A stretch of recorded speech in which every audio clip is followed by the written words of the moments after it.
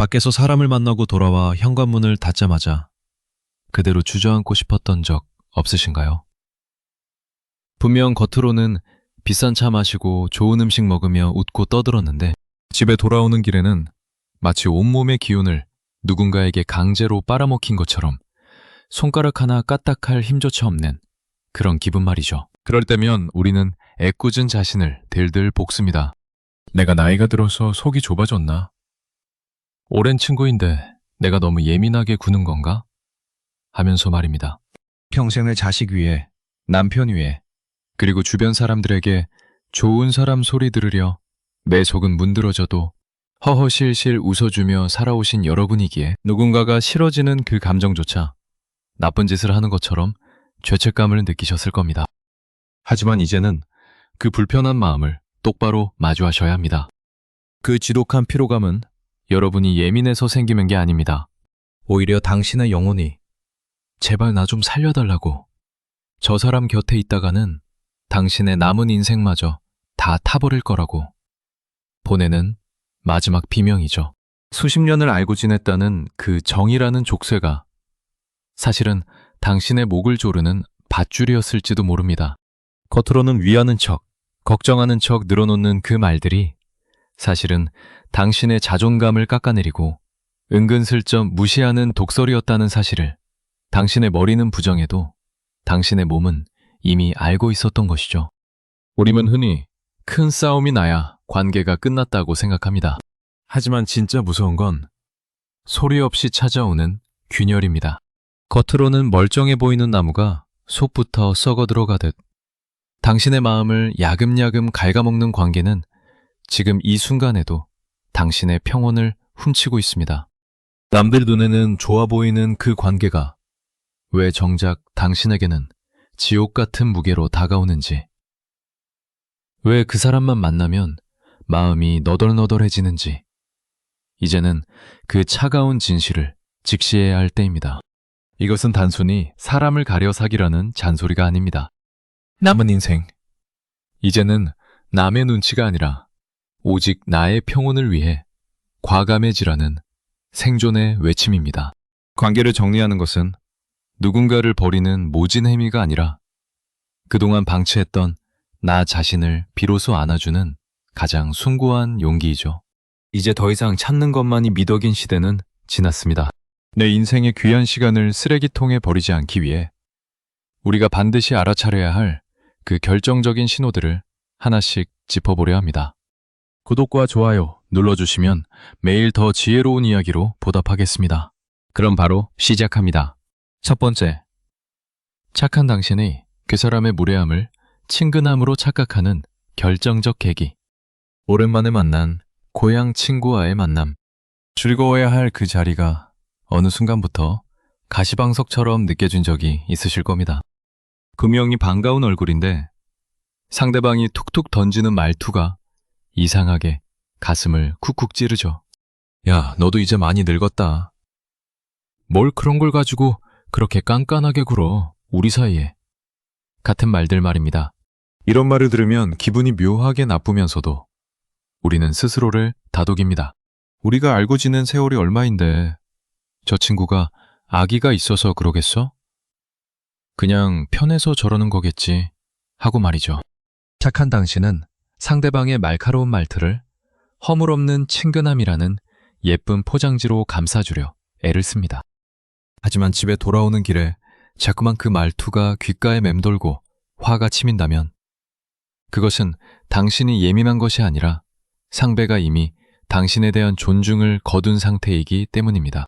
실제로 심리학계에서 유명한 알버트 메라비언의 법칙을 보면 우리가 대화를 할 때 상대방의 말 내용이 차지하는 비중은 고작 7%에 불과합니다. 반면 목소리의 톤이나 억양, 즉 말투가 차지하는 비중은 무려 38%에 달하죠. 시각적 요소를 제외한다면 말투가 관계의 분위기를 결정짓는 절대적인 요소라는 뜻입니다. 흥미로운 연구가 하나 더 있습니다. 사회심리학자들의 실험에 따르면 사람들은 오히려 낯선 이방인보다 아주 가까운 지인에게 더 무례한 말투를 사용하는 경향이 약 25% 이상 높게 나타났다고 합니다. 이를 익숙함의 함정이라고 부르는데 관계가 오래될수록 상대방을 자신과 동일시하거나 이 정도는 이해해주겠지라는 오만한 확신을 갖게 되는 것이. 그 사람이 당신에게 퉁명스럽게 내뱉거나 은근히 비꼬는 말투를 쓰는 것은 그가 성격이 급해서가 아니라 당신을 더 이상 긴장하며 대할 필요가 없는 만만한 대상으로 분류했다는 과학적 증거입니다. 그 사람이 그런 행동을 하는 건 대부분 이 때문입니다.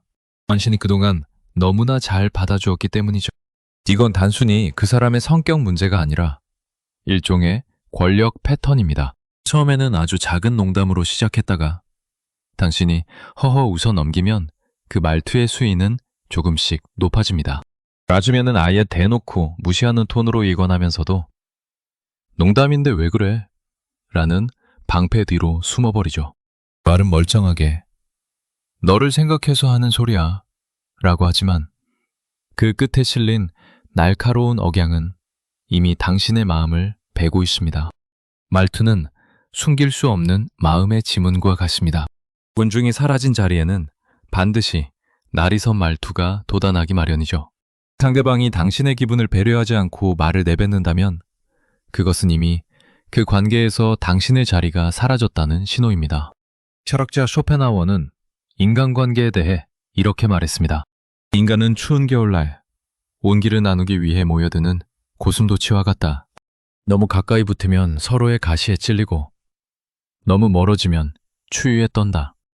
이 명언은 관계의 적절한 거리가 얼마나 중요한지를 일깨워줍니다. 상대가 무례한 말투라는 가시로 당신을 찌르고 있다면 그것은 이미 적정거리가 무너졌다는 뜻입니다. 친하다는 이유로 그 가시를 온몸으로 받아낼 이유는 전혀 없습니다. 쇼펜하우어의 말처럼 우리는 서로의 온기를 느낄 수 있으면서도 상처 입지 않을 만큼의 예의라는 거리가 반드시 필요합니다.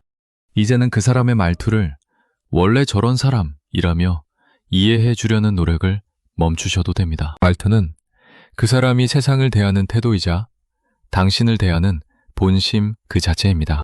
무례한 말투를 친근함으로 오해하며 내 마음을 멍들게 방치하지 마세요. 그 사람이 던진 날카로운 말들은 그 사람의 인격이지 당신의 가치가 아닙니다. 이제는 그 화살을 맞고 서 있지 말고 조용히 뒷걸음질 쳐서 당신맘의 평온한 공간으로 물러나야 할 때입니다. 내 감정을 보호하는 것은 이기적인 것이 아니라 남은 인생을 지키기 위한 가장 기본적인 의무입니다. 두 번째, 왜 나만 매번 먼저 전화를 걸어야 할까요? 친구들과의 모임이든 친척들 간의 만남이든 항상 내가 먼저 전화를 걸어야만 약속이 잡히고 내가 먼저 잘 지내니? 물어야 겨우 대답이 돌아오는 그런 관계 말입니다. 어느 날 문득 깨닫고 나면 참 허탈하죠. 내가 손을 놓으면 이 관계는 바로 끝이 나겠구나 싶어 서글픈 마음까지 듭니다. 평생을 내가 조금 더 배려하고 살지라는 마음으로 살아오셨겠지만 이제는 한 번쯤 멈춰서서 생각해 보셔야 합니다. 왜 나만 이렇게 기를 쓰고 이 인연의 끈을 붙잡고 있는 것인지, 그리고 내가 이렇게 정성을 들이는 그 사람이 정말 그럴 가치가 있는 사람인지 말이죠. 특히 이런 관계에서 진짜 소름 돋는 순간은 따로 있습니다. 바로 감정의 쓰레기통이 된 내 처지를 깨닫는 순간이죠. 그 사람은 자기가 힘들 때, 집안에 속상한 일이 있을 때, 며느리나 사위 흉을 보고 싶을 때는 1시간이고 2시간이고 전화를 붙들고 당신에게 하소연을 쏟아냅니다. 당신은 그 정성을 생각해서 그래, 힘들었겠네. 마음 좀 추스려 하며 온 마음을 다해 들어주죠. 그런데 정작 당신에게 조금이라도 속상한 일이 생겨서 입을 떼려고 하면 상대는 기다렸다는 듯이 말을 자릅니다. 어머, 나 지금 가스 불 켜놨다. 손주가 와서 나중에 통화하자 라며 황급히 전화를 끊어버리죠. 당신의 슬픔에는 1분도 내어주지 않으면서 자신의 감정은 무제한으로 쏟아붓는 그 차가운 선택적 공감을 마주할 때 우리는 이 관계가 과연 동등한가? 라는 근본적인 회의에 빠지게 됩니다. 실제로 심리학에서는 이런 현상을 관계의 비배칭성이라고 부릅니다. 미국 캘리포니아 대학교의 인간관계 심리 연구팀이 성인 500명을 대상으로 5년간 추적조사한 결과에 따르면 한쪽만 일방적으로 연락하고 감정을 받아주는 관계가 지속될 경우 그 사람의 자존감은 그렇지 않은 사람보다 무려 40% 이상 낮게 측정되었습니다. 반면 스트레스 호르몬인 코르티솔 수치는 평균 25% 이상 높게 나타났죠. 더 충격적인 것은 이렇게 일방적인 정성을 받는 쪽의 태도입니다. 연구 결과 받기만 하는 사람의 약 80%는 상대의 노력을 당연한 권리로 인식하며 상대방을 자신보다 만만한 서열로 인식하는 경향을 보였다고 합니다. 외가 쏟은 정성이 상대에게는 고마움이 아니라 당신을 언제든 불러내고 필요할 때만 써먹는 도구로 봐도 된다는 허가증이 되었던 셈입니다. 그 사람이 그렇게 행동하는 건 대부분 이 때문입니다. 로님의 편의와 감정 해소가 당신의 시간과 에너지보다 훨씬 중요하기 때문이죠. 이건 그 사람이 너무 바빠서도 아니고 성격이 무심해서도 아닙니다. 그냥 당신과의 관계에서 애쓸 필요를 느끼지 못하는 것뿐입니다. 말로는 아이고 내가 먼저 연락하려고 했는데 라며 핑계를 대지만 행동은 늘 자기중심적인 사람들의 전형적인 특징이죠. 이들은 당신의 에너지를 야금야금 갉아먹는 정서적 약탈자와 같습니다. 당신이 먼저 연락해주고 다 받아주니 자신은 가만히 앉아서 대접받는 기분만 만끽하는 것이죠. 좋은 관계는 애씀의 양이 아니라 애씀의 반향이 서로를 향해야 합니다. 혼자서만 노르젓는 배는 결국 제자리를 맴돌다 뒤집히기 마련입니다. 철학자 몽테뉴는 관계의 균형에 대해 아주 뼈아픈 조언을 남겼습니다. 무정은 서로의 자유로운 선택에 의해 맺어지는 것이며 한쪽이 구걸하듯 매달리는 순간 그것은 우정이 아니라 굴욕이 된다. 몽테뉴의 말처럼 진정한 인연은 서로가 서로를 향해 한 걸음씩 다가올 때 완성됩니다. 한 사람은 저 멀리 멈춰서서 오라고 손짓만 하는데 나 혼자 10걸음, 100걸음을 달려간다면 그것이 무슨 의미가 있겠습니까? 그건 관계를 지키는 것이 아니라 내 영혼을 깎아먹으며 상대방의 오만함을 키워주는 일일 뿐입니다. 이제는 당신의 그 귀한 발걸음을 멈추고 상대방이 당신에게 다가올 기회를 주셔야 합니다. 노력하지 말라는 뜻이 아닙니다. 다만 당신의 따뜻한 노력을 오직 당신만큼이나 당신을 소중히 여기는 사람에게만 쏟으라는 뜻입니다. 혼자만 애쓰던 그 손을 놓는 순간 처음에는 그 인연이 사라질까 두렵고 외로울 수도 있습니다. 하지만 단언컨대 당신이 손을 놓았을 때 끝날 관계라면 그건 애초에 당신의 것이 아니었습니다. 오히려 그 손을 놓아야만 진정으로 당신의 빈자리를 소중히 여기는 사람, 먼저 전화를 걸어 보고 싶다 말해주는 진짜 인연들이 들어올 자리가 생깁니다. 이제는 혼자만의 애씀에서 해방되세요. 당신의 마음은 그 누구의 하소연을 받아내기 위한 쓰레기통이 아니라 가장 먼저 보호받아야 할 보물입니다. 세 번째, 말은 청산유수인데 행동은 요지부동인 사람들의 아주 고약한 공통점. 주변에 유독 입담이 좋고 시원시원한 분들이 계시죠? 다음엔 내가 근사한 곳에서 칼질 한번 시켜줄게.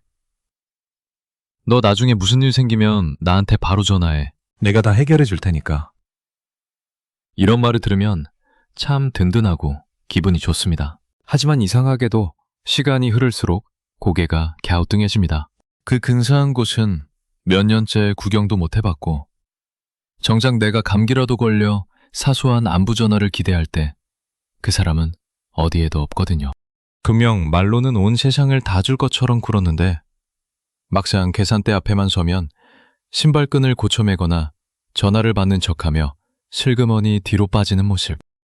이런 상황을 반복해서 겪다 보면 내가 너무 계산적인가 싶다가도 가슴 깊은 곳에서 불쑥 짜증과 허탈함이 밀려오는 건 어쩔 수 없습니다. 실제로 인간의 심리와 행동의 일관성을 연구한 한 사회학 실험에 따르면 말과 행동의 불일치가 반복되는 관계에서 만족도는 그렇지 않은 관계보다 무려 65% 이상 급격히 떨어진다는 결과가 있습니다. 코넬 대학교의 연구팀이 실시한 상호 호혜성 지수 실험에서는 더 충격적인 사실이 밝혀졌습니다. 입으로만 큰 호의를 베풀겠다고 장담하는 사람들의 약 70%가 실제로는 아주 작은 금전적 손해나 사소한 부탁조차 회피하려는 강한 방어 기제를 보였다고 하죠. 이들은 화려한 말로 상대의 기배감을 높여놓고 그 기배감을 일종의 정서적 담보로 삼아 자신의 이미지만 챙기는 아주 고약한 심리 패턴을 가지고 있는 셈입니다. 결국 입만 살아있는 사람들은 당신을 아끼는 게 아니라 당신에게 비치는 멋진 내 모습을 사랑할 뿐입니다. 그 사람이 그렇게 행동하는 건 대부분 이 때문입니다. 말은 공짜지만 행동에는 반드시 비용과 에너지가 들기 때문이죠. 이건 그 사람이 건망증이 심해서도 아니고 상황이 여의치 않아서도 아닙니다. 그냥 당신이 그 비용을 치를 만큼 가치 있는 대상이 아니라고 무의식 중에 결론을 내린 겁니다. 밥값을 내야 할 때 지갑을 찾는 손길이 유독 느려지거나 내가 나중에 꼭 낼게 라는 말을 습관처럼 발고 사는 건 단순한 습관이 아니라 권력관계의 신호입니다. 말로만 대접하고 실제로는 당신의 주머니와 에너지를 축매는 행위.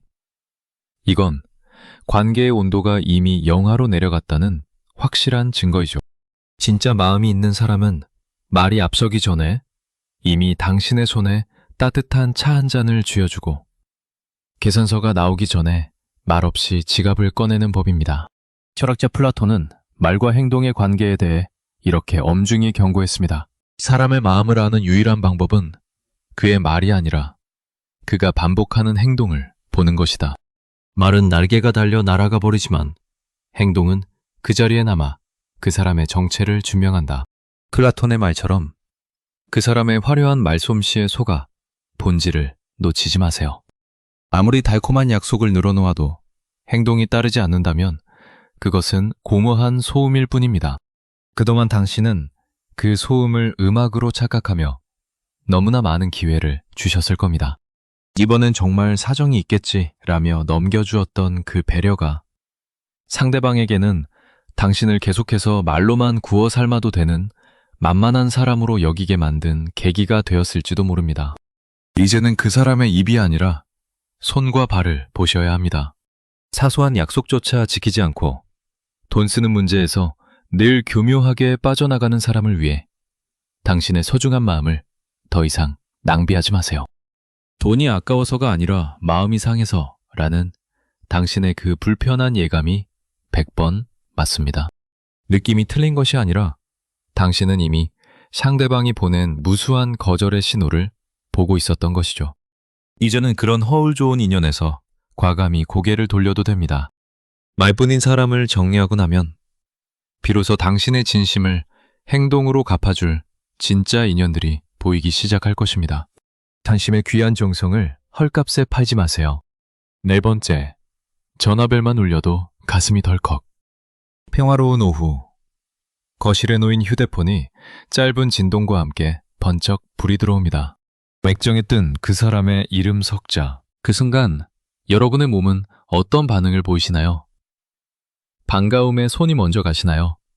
아니면 나도 모르게 미간이 찌푸려지며 아, 또 왜? 라는 탄식이 먼저 나오시나요? 어떤 분들은 가슴이 두근거리고 명치가 꽉 막힌 듯 답답함을 느끼기도 합니다. 분명 내가 잘못한 것도 없고 그저 아는 사람의 연락일 뿐인데 몸은 마치 거대한 포식자를 마주한 초식동물처럼 잔뜩 긴장해버리죠. 착한 여러분은 이 반응을 내가 요즘 기력이 없어서, 내가 너무 예민해서 라며 애써 무시해왔을 겁니다. 하지만 단언컨대 그건 당신의 세포 하나하나가 비명을 지르며 보내는 도망치라는 마지막 경고입니다. 이런 신체적 반응은 결코 기분 탓이 아닙니다. 심리학과 뇌과학에서는 이를 소매틱 마커 가설로 설명합니다. 인간의 뇌는 과거에 겪었던 부정적인 감정과 신체 반응을 기억해 두었다가 비슷한 상황이 오면 의식보다 먼저 몸에 비상벨을 울립니다. 미국 오하이오 주립대학교의 연구에 따르면 스트레스를 주는 인물과 함께 있거나 연락을 받는 것만으로도 우리 몸의 스트레스 호르몬인 코르티솔 수치는 평소보다 무려 45% 이상 급증합니다. 더 무서운 사실은 이런 불편한 관계를 억지로 유지하려 할 때 뇌의 전대상피질이라는 부위가 활성화되는데 이곳은 우리가 실제로 신체적인 폭력을 당할 때 통증을 느끼는 부위와 정확히 일치한다는 점이죠. 즉, 당신의 몸은 그 사람의 연락을 받는 것을 매를 맞는 것과 같은 고통으로 받아들이고 있는 겁니다. 그 사람이 당신을 이렇게 피곤하게 만드는 건 대부분 이 때문입니다. 그 사람은 당신을 대등한 인격체가 아니라 자신의 감정을 받아내고 우월감을 확인하는 감정의 배출구로 여기고 있습니다. 이건 그 사람의 성격이 시원시원해서 그런 게 아니라 아주 전형적인 정서적 착취의 패턴입니다. 당신이 아주 어렵게 꺼낸 사소한 도움 요청에는 내가 요즘 사정이 좀 그래서 라며 온갖 핑계를 대며 발을 빼면서도 본인이 필요할 때는 우리 사이에 이 정도도 못 해주냐며 은근히 죄책감을 심어줍니다.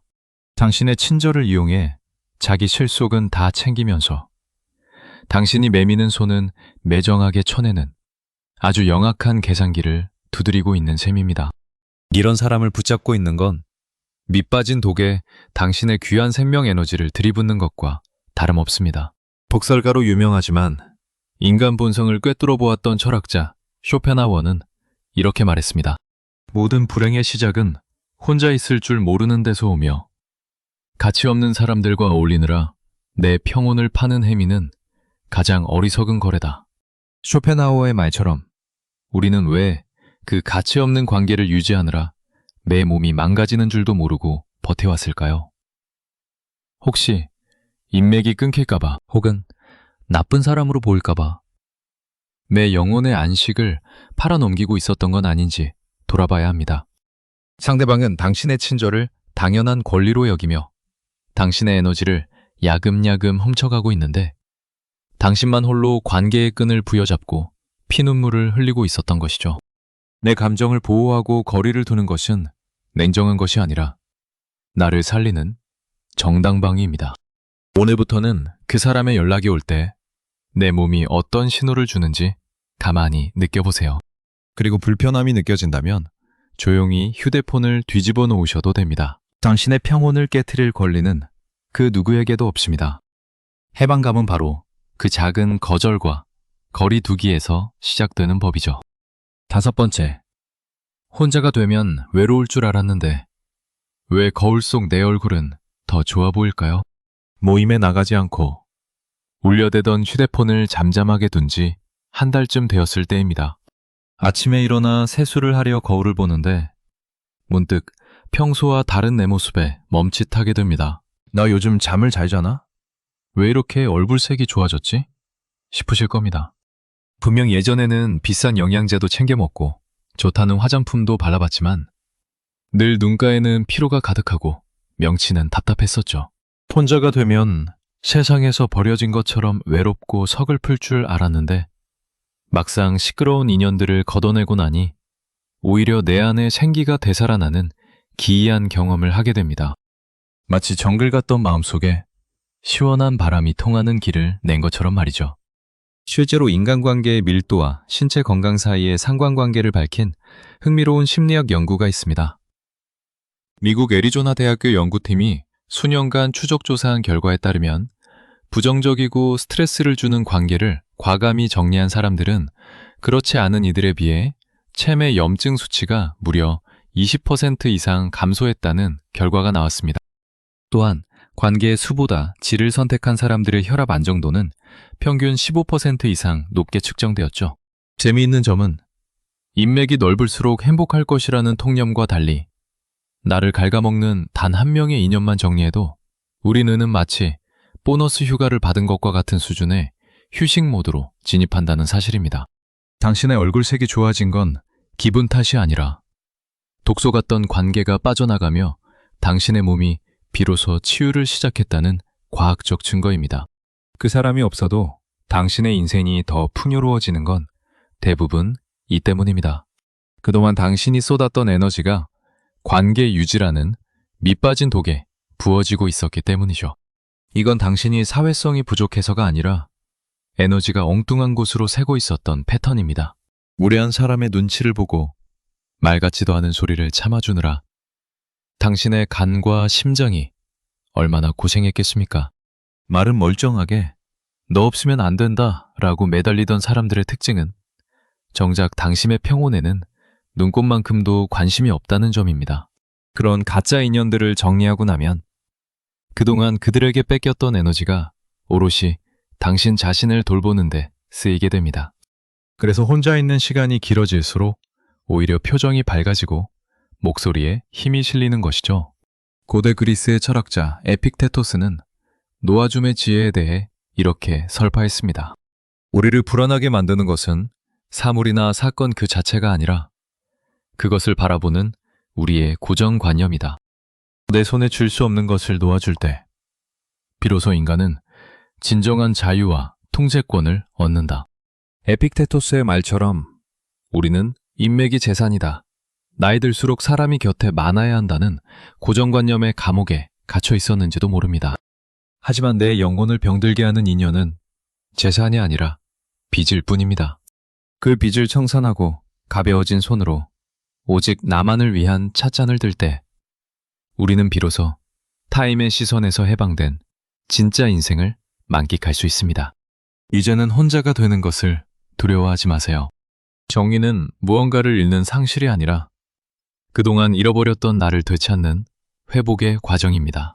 마당에 잡초를 뽑아내야 예쁜 꽃들이 숨을 쉬며 피어나듯 당신의 인생 정원에서도 독초 같은 인연들을 솎아내야 당신이라는 꽃이 다시 향기를 발할 수 있습니다. 텅 빈 전화번호부를 보며 허전해할 필요 전혀 없습니다. 그 빈자리는 이제 당신의 평온과 당신을 진심으로 아끼는 소수의 진짜 인연들로 채워질 것이기 때문이죠. 나를 지키는 선긋기는 가장 품격 있는 자기 사랑입니다. 지금까지 우리가 왜 마음이 아팠고 왜 인연을 놓지 못했는지 그 속사정을 충분히 들여다봤습니다. 하지만 여러분, 이해하는 것보다 중요한 건 결국 행동하는 것입니다. 우리 남은 인생 1분 1초가 보석보다 귀한데 도대체 누구를 위해 매 소중한 시간을 쓰레기통에 버리고 계십니까? 이제부터는 절대로 곁에 두어서는 안 될 당신의 남은 복을 발로 차버리는 3가지 결정적인 신호들을 하나씩 짚어보겠습니다. 이 신호가 보인다면 더 이상 미련 갖지 마세요. 오늘부로 그 사람의 이름을 당신의 인생 장부에서 지워버려야 합니다. 첫 번째, 농담이야 라고 웃으며 뺨 때리는 사람. 그 속에 숨겨진 징그러운 본심. 오랜만에 동창회에서 기분 좋게 웃고 떠들다가도 갑자기 분위기가 싸해지는 순간이 있죠. 꼭 한 명씩 그런 사람이 있습니다. 여러 사람 앞에서 당신의 아픈 구석을 툭 건드리는 사람 말이죠. 너는 나이 먹더니 얼굴이 왜 이렇게 흘러내리냐? 농담이야, 농담. 혹은 자식 농사는 마음대로 안 된다더니 네 아들은 아직도 소식이 없어? 우리 사이에 이런 말도 못하냐? 라며 무례한 화살을 쏩니다. 당황해서 표정이 굳으면 오히려 당신을 예민한 사람 취급하며 침묵의 벌을 줍니다. 아니, 농담 한마디 했다고 사람을 이렇게 무안하게 만드네? 라며 적반하장으로 나오죠. 이때 느끼는 그 불쾌함은 단순한 오해가 아닙니다. 그 사람은 지금 농담이라는 가면을 쓰고 당신의 인격에 칼을 꽂은 것이나 다름없기 때문이죠. 이런 무례함이 단순한 성격 탓이 아니라는 사실은 과학적으로도 증명되었습니다. 하버드 대학교 심리학과 연구팀의 조사에 따르면 타인을 비하하는 농담을 즐기는 사람들의 뇌를 분석했을 때 상대의 당황하는 모습을 보며 쾌감을 느끼는 보상중추가 일반인보다 약 30% 더 활성화된다는 사실이 밝혀졌습니다. 또한 이런 농담 후에 상대가 불쾌함을 표현했을 때 오히려 입을 꾹 닫는 침묵으로 응대하는 사람들의 약 85%는 공감 능력이 현저히 낮은 수동적 공격성을 보였다고 하죠. 이들은 대화를 하려는 게 아니라 당신을 깎아내림으로써 자신의 우월함을 확인하려는 아주 저급한 심리 게임을 하고 있는 셈입니다. 당신이 침묵 속에 느꼈던 그 모욕감은 상대가 철저히 의도한 결과물이라는 것이죠. 그 사람이 그런 행동을 하는 건 대부분 이 때문입니다. 당신을 자신과 대등한 인격체로 보지 않고 언제든 밟고 올라설 수 있는 발판으로 여기고 있기 때문이죠. 이건 친해서 그렇다는 말로 절대 포장될 수 없는 패턴입니다. 진짜 친한 사이라면 상대가 아파할 만한 말은 입 밖으로 내지도 않는 법이죠. 말은 멀쩡하게 너 잘 되라고 하는 소리야 라고 하지만 실제로는 당신의 자존감을 무너뜨려 자신의 밑에 두려는 지독한 지배욕이 깔려 있습니다. 농담주에 숨어 독침을 쏘고 당신이 반격하면 입을 꾹 닫고 무시하는 그 비겁함은 절대 고쳐지지 않는 고질병과 같습니다. 존중이 사라진 자리에서 농담은 더 이상 유머가 아니라 폭력이 됩니다. 철학자 아리스토텔레스는 존중에 대해 이렇게 단언했습니다. 품격 있는 인간은 타인에게 농담을 던질 때조차 예의의 경계를 넘지 않으며 상대를 무시하는 침묵보다는 따뜻한 대화를 선택한다. 무례함은 강함의 상징이 아니라 내면이 텅 비어 있다는 서글픈 고백이다. 아리스토텔레스의 말처럼 그 사람의 무례한 농담은 당신의 결점이 아니라 그 사람의 초라한 내면을 보여주는 증거일 뿐입니다. 그동안 당신은 우리가 지내온 세월을 생각해서 혹은 좋은 게 좋은 거라는 마음으로 그 독설들을 묵묵히 삼켜오셨을 겁니다. 하지만 이제는 깨달아야 합니다. 당신이 참아줄수록 그 사람의 무례함은 더 깊이 뿌리를 내리고 당신의 영혼은 피폐해질 뿐이라는 사실을 말이죠. 여기서 멈추는 것은 당신의 약함이 아니라 가치 없는 소음에 내 인생을 맡기지 않겠다는 지혜로운 결단입니다. 이제는 그 불쾌한 농담에 억지로 웃어주지 마세요. 미안해할 필요도 설명할 필요도 없습니다. 그 사람의 전화번호를 차단하고 다음 모임부터는 그 사람이 있는 자리를 피하십시오. 그것이 당신의 품격을 지키고 남은 복을 지키는 유일한 길입니다. 무례함이 일상이 된 사람에게 당신의 귀한 진심을 낭비하지 마세요. 오늘 당장 그 무거운 인연의 끈을 가위로 잘라내십시오. 그 빈자리에서 비로소 당신의 영혼이 자유롭게 숨쉬기 시작할 것입니다.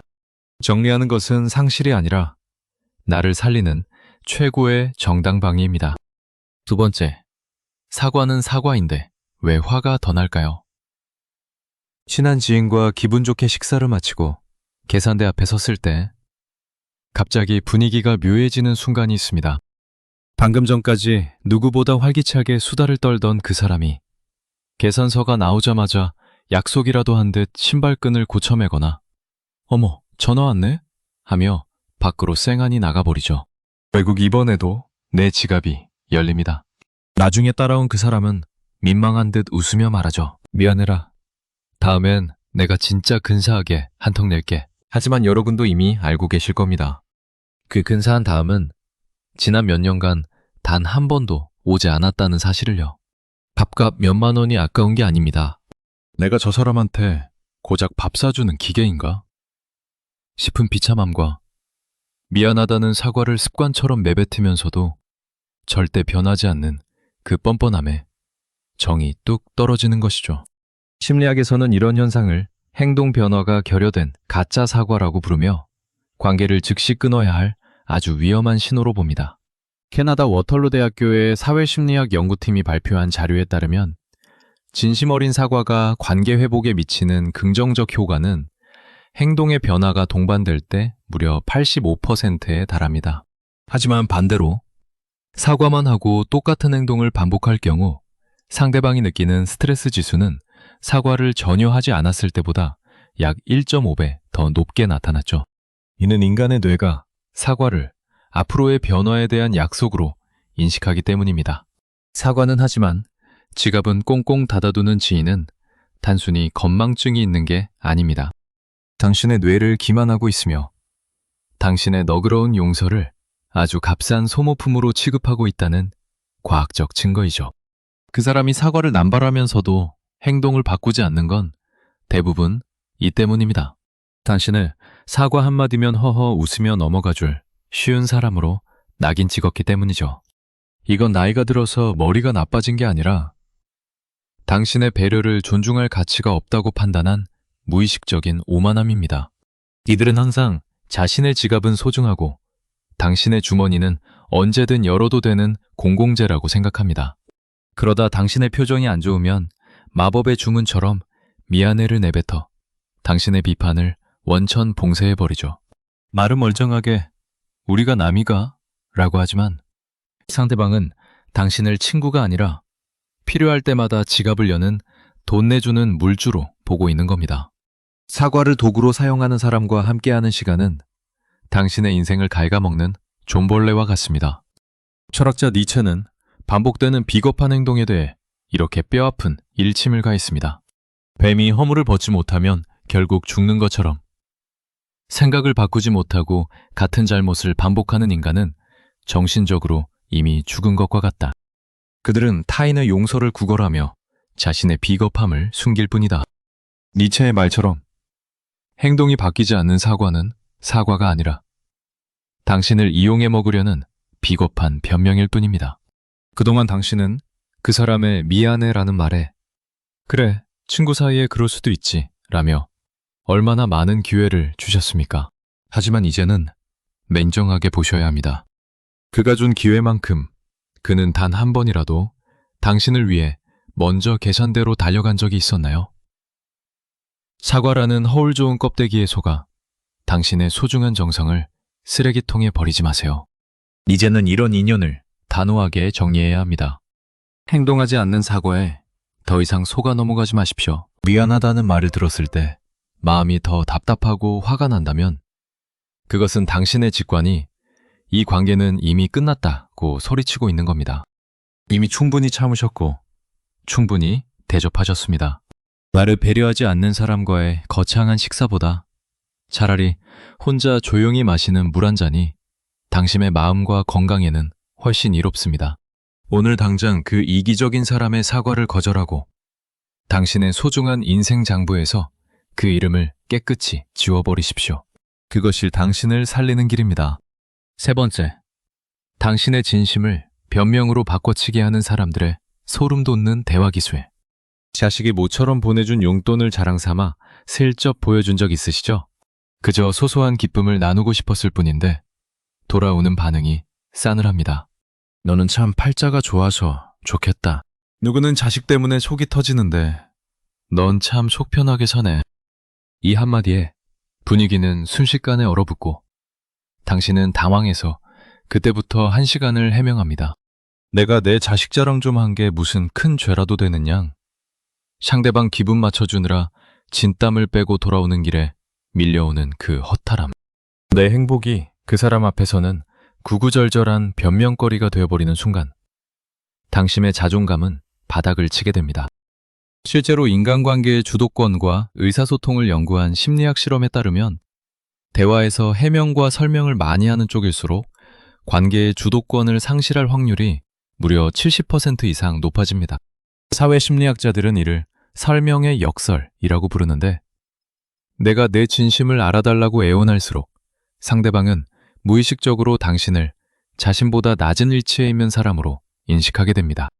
특히 질투심이 강하거나 상대를 조종하려는 사람들은 일부러 삐딱하게 반응하여 당신이 스스로를 낮춰 해명하게 만드는데 이 과정에서 당신의 행복감은 평균 30% 이상 급격히 하락합니다. 즉, 당신이 입을 열어 설명할수록 상대방은 당신의 기쁨을 훔치고 당신을 마음대로 휘두르는 재미를 느끼게 되는 것이죠. 그 사람이 당신의 기쁨을 자꾸 변명으로 몰아가는 건 대부분 이 때문입니다. 당신의 행복이 자신의 불행을 비추는 거울처럼 느껴져서 그 거울을 깨뜨리고 싶어 하기 때문이죠. 이건 그 사람이 솔직해서 그런 게 아니라 당신을 정서적 하수로 묶어두고 당신의 길을 꺾어 놓으려는 아주 고약한 심리적 투사입니다. 말은 멀쩡하게 너는 남 배려도 안 하냐? 라고 하지만 실제로는 당신이 미안해하며 쩔쩔매는 모습을 보며 자신의 초라함을 보상받으려는 것입니다. 진짜 인연은 당신의 작은 기쁨에 정말 잘 됐다, 네가 행복하니 나도 좋다 라며 같이 박수 쳐주는 법입니다. 당신의 행복을 말할 때마다 사과해야 한다면 그 사람은 당신의 친구가 아니라 당신의 빛을 끌어온 방해꾼일 뿐입니다. 철학자 쇼펜하우어는 타인의 시선에 저당 잡힌 삶에 대해 이렇게 뼈아픈 조언을 남겼습니다. 우리가 가진 진실은 설명할수록 가치가 떨어지며 침묵은 우리를 비웃는 자들로부터 우리를 보호하는 가장 강력한 방패다. 나를 이해하지 못하는 자들에게 내 행복을 증명하려 애쓰는 것만큼 비참한 일은 없다. 쇼펜하우어의 말처럼 이제 그만 당신의 소중한 행복을 누군가에게 증명하거나 해명하는 일을 멈추셔야 합니다. 당신의 기쁨은 누군가의 허락을 받아야 할 결제 서류가 아닙니다. 그동안 당신은 남의 기분을 상하게 할까봐, 자랑질한다는 소리 들을까봐 얼마나 많은 진심을 검열하고 검열해 오셨습니까? 하지만 당신이 아무리 조심해도 꼬인 마음을 가진 사람의 눈에는 당신의 모든 것이 공격으로 보일 뿐입니다. 이제는 그 입을 굳게 다무셔도 됩니다. 상대방이 당신을 오해하고 비꼬게 매버려 두세요. 당신을 진심으로 아끼는 사람이라면 당신의 기쁨을 자신의 일처럼 축하해 줄 것이고, 당신을 시기하는 사람이라면 당신이 아무리 해명해도 끝내 당신을 비난할 것입니다. 더 이상 설명하지 않는 것은 포기가 아니라 내 행복을 지키는 품격 있는 선언입니다. 주도권을 뺏긴 관계에서 구걸하듯 매달리지 마세요. 오늘부터는 당신의 에너지를 해명이 아닌 당신의 기쁨을 함께 나눌 수 있는 사람들과의 따뜻한 시간에 쓰십시오. 설명할 필요가 없는 관계. 내 행복이 곧 상대의 기쁨이 되는 관계야말로 당신의 남은 세월을 가장 풍요롭게 지켜줄 진짜 안식처입니다. 이제 그만 미안해하기를 멈추고 당신에게 주어진 행복을 마음껏 누리시길 바랍니다. 여러분, 여기까지 오시느라 정말 고생 많으셨습니다. 누군가의 무례함을 농담으로 넘겨주느라, 바뀌지 않는 사과를 믿어주느라, 그리고 내 진심을 증명하느라 얼마나 많은 밤을 뒤척이셨습니까? 이제는 그 무거운 마음의 짐을 이 영상에 다 쏟아버리고 가벼워지셨으면 합니다. 관계를 정리한다는 것은 결코 당신이 맹정하거나 실패해서가 아닙니다. 그것은 오히려 나를 아프게 하는 것들로부터 나를 구해내는 가장 용기 있는 졸업입니다. 텅 빈 전화번호부를 두려워하지 마세요. 그 빈자리는 이제 타인의 눈치가 아닌 나 자신에 대한 사랑과 진짜 인연들이 들어올 축복의 공간이니까요. 그동안 참느라 애쓰셨던 당신, 이제는 그만 착해지셔도 됩니다. 남을 위해 살았던 어제는 지나갔고 오직 당신만을 위한 아름다운 계절이 기다리고 있습니다. 오늘부터는 그 누구의 비위도 맞추지 말고 당신의 마음이 가리키는 평화로운 길로만 걸어가십시오. 당신은 그럴 자격이 충분한 사람입니다. 오늘 영상이 여러분의 마음을 조금이나마 가볍게 해드렸다면 좋겠습니다. 지금 혹시 마음속에 떠오르는 정리해야 할 이름이 있으신가요? 혹은 관계를 정리하고 나서 느꼈던 시원한 해방감이 있으신가요? 여러분의 소중한 경험을 댓글로 나누어 주세요. 그 나눔이 누군가에게는 큰 용기가 될 것입니다. 구독과 좋아요는 당신의 평온한 노후를 응원하는 저희에게 큰 힘이 됩니다. 오늘도 당신의 삶이 어제보다 더 평안하기를 진심으로 기원합니다. 감사합니다.